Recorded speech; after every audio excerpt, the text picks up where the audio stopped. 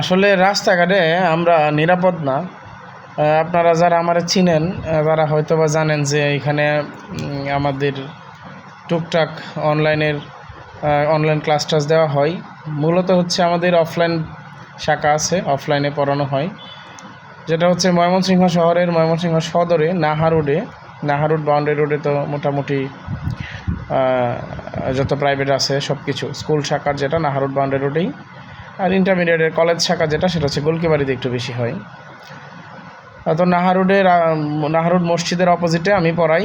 আমার প্রতিষ্ঠানের নাম হচ্ছে আমার নামেই, রাতুলস ম্যাথ একাডেমি, যেটা পেজের নাম হচ্ছে রাতুল এক্সিলেন্সে, হয়তো ভিডিওটা দেখতেছেন। এটাতে আমি টুকটাক মানে কথা বলি, ক্লাস টাসও দিই, আবার অতিরিক্ত কথা বলতে ইচ্ছা হয়, যার জন্য পেজটা খোলা।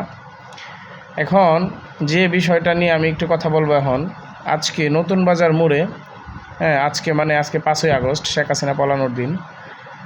আজকে নতুন বাজার মোড়ে সন্ধ্যার পরে, সাধারণত বৃষ্টি হয় সারাদিন, দুপুরে পরে আর পড়াই নাই। তো পরে আমি সন্ধ্যার দিকে একটু বের হইলাম। সন্ধ্যার পরে নতুন বাজার মোড়ে ঝালমুড়ি খাইতেছি দাঁড়ায়া, এমনি হুট করে চোখ পড়ল একটা সুন্দরী রমণী, চশমা পরানো সুন্দরী রমণী। এই রমণীর আবার কাঁধে হাত ধরা, তার যে কী জানি বলে, বয়ফ্রেন্ড হয়তো বা, জানি না আমি, বড় ভাইও হইতে পারে, জানি না। কাঁধে হাত ধরা খুব সুন্দর করে হাইটে যেতেছে, কিন্তু আমি যতটুকু জানি তার রিলেটিভস কোনো ভাই নাই, সো বাইরের মানুষই। জানি না যে টাইমে আমি পাইলাম এই টাইমে আমার প্রাইভেট ছিল। আমার প্রাইভেটের কথা বইলা, আমার কাছে আসার কথা বইলা, আমি তো পড়াবো না, মেসেজ দিছিল পড়ানোর কথা বইলা, কি আবার ঘুরতে আসছে কিনা, খুব সুন্দর করে কাঁধে হাত রাইখা মেইন রোড দিয়ে হাঁটতেছে। সাহস পোলাপানের, মানে চিন্তা করা যায় কী লেভেলের সাহস। এটা আবার আমার কাছে প্রমাণও আছে, প্রুফডও আছে আমার কাছে। এখন এটা কি অভিভাবকরে, গার্জিয়ানকে বলা উচিত হবে কি না বুঝতেছি না। কী করা উচিত বলেন তো? গার্ডিয়ানকে কি জানাবো যে আপনার আদরের সন্তান সে তো এরকম করছে বা এরকম, এটা কি আমার জানানো উচিত? আমি তার বা একজন বা তার অ্যাজ এ টিচার হিসাবে আমাকে এটা শাসন করা উচিত কিনা, বা আমি তার কি পার্সোনালি বলে দিব, নাকি তার মা বাবাকে জানানো উচিত, নাকি আমি নাম বলছি না, আমি নাম এখানে বলবো না, এটা তার একটা প্রাইভেসি বলতে তো আছে। তবে একজনকে, আমার খুব কাছের একজন মানুষকে জিজ্ঞেস করছিলাম এটা কী করা উচিত, আমি দেখাইছিও, বললো যে না, তার পার্সোনাল লাইফ নিয়ে তো আসলে বলা ঠিক না। তোমার কাছে পড়তে আসছে বা পড়তে আসে, তুমি পড়াবা, পার্সোনাল লাইফ নিয়ে বলাটা ঠিক না। এর আগে আরেকটা ছেলে মেয়ে, যেহেতু যে জায়গায় কোচিংটা একটু ঘন ঘন এলোপাতারি চলাফেরা দেখা যায়, তো একবার আমি এরকম একটু এলোমেলো দেখছিলাম, দেখার পরে আমি বলছিলাম যে না, এটা সবটা ঠিক না, পাবলিক প্লেস আসলে ঠিক না, একটু শাসনস্বরূপ না, সুন্দর করে বুঝিয়ে দিতে চাইছিলাম, একটু বুঝিয়ে দিলাম। পরে ছেলে কী জানি গিয়া বাপের কাছে কীভাবে বলছে, পরে বাবার উত্তর হচ্ছে এরকম যে আমার ছেলে কি আপনারটা দেয়া করে, আমার ছেলে পড়াশোনার বিষয়ে আপনি কথা বলবেন, আপনি তার পার্সোনাল বিষয় নিয়ে আপনি কথা বলেন কেন? আমার ছেলে তো আর আপনারটা কোনো কিছু নষ্ট করতেছে না, সে তারটা আমারটা খাইতেছে, আপনারটা খাই চলে, এরকম আরও জবাবটা দিছিল। ওটা খুবই গর্জিয়াস হয়েছিল, অনেক সুন্দর, ভালো লাগছিল অবশ্য, আপনার শুনতে ভালো লাগতো, বুঝছেন। এটা আমি আসলে অপমান হিসাবে নিই না, আমি গর্বে পুরো গর্ভবতী হয়ে গেছিলাম ওই দিন, বুঝছেন, যে বাবা যেখানে অনুমতি দিয়ে দিছে, এই যে বর্তমানে একটা 13 বছরের মেয়ে, পাকনা মেয়ে একটা ভাইরাল হলো না, যে বাপে অনুমতি দিয়ে দেয়, বাপে কিছু কয় না, ওরকম।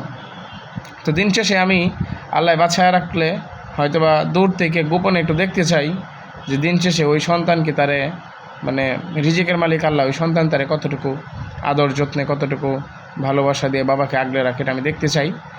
যাই হোক, সকল অভিভাবকদের প্রতি আমি ছোট মানুষ, অ্যাজ এ টিচার হিসাবে আমার একটা উদারতা আহ্বান থাকবে, সেটা হচ্ছে সন্তানদের মতো চলতে দিয়েন না। কারণ ছোট মানুষ, ওদের ভালো মন্দ বোঝার বয়স হয় নাই, ওদের একটু সময় লাগবে। ওদের একটু, তবে কিছু কিছু মানুষ আছে যে আমরা অভিভাবকদের মাথায় সমস্যা আছে। হ্যাঁ, এই যে মাথার মানে এত পরিমাণে ঝামেলা, এত পরিমাণে টেনশন নিয়ে মাথায় চলে যে মাথায় চুল গেছে, একদম তালো টালো ছিলে গেছে।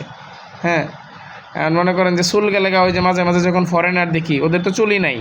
হ্যাঁ, কিন্তু ওই চুল ছাড়া বিদেশিদেরকেও ভালো লাগে, বুঝছেন। কিন্তু বাংলাদেশিদেরকে চুল ছাড়া টাকলা ছাড়া কিচ্ছু লাগে না। আর বাংলাদেশিদের চুল যায় মাথার মাঝখানে, স্টেডিয়াম হয়, বুঝছেন, চারদিকে থাকে।